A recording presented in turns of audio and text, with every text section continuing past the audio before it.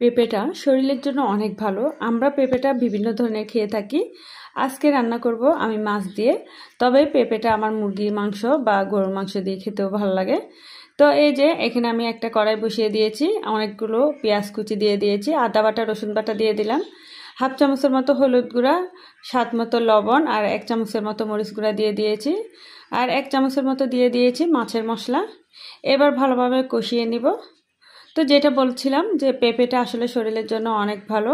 কাঁচা পেঁপে যে কোনো প্রকারে খাওয়া যায়। আমার তো খুবই ফেভারিট একটা রেসিপি, আর গরমের দিনে পেঁপেটা খাওয়া অনেক ভালো।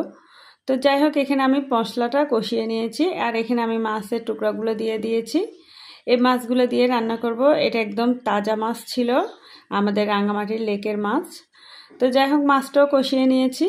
এখন যে পেঁপেটা কেটে রেখেছিলাম সেটা আমি দিয়ে দিব। দিয়ে সামান্য হালকা হাতে নাড়াচাড়া করে কিছুক্ষণ পর্যন্ত কষিয়ে নিব। তো কিছুক্ষণ পরপর কিন্তু সামান্য করে নাড়াচাড়া করে দিব যেন মাছটা না ভাঙে। এখন ঢাকনা দিয়ে অনেকক্ষণ কষিয়ে নিলাম। তো কষানোটা প্রায় হয়ে আসছে। এখন আমি ঝোলের জন্য পরিমাণ মতো পানিটাও দিয়ে দিচ্ছি।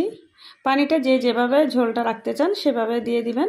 এরপর রান্না করে আসা পর্যন্ত সময়টা এখন হয়ে গিয়েছে প্রায়। তারপর ধনিয়া পাতা দিয়ে গরম গরম পরিবেশন করব।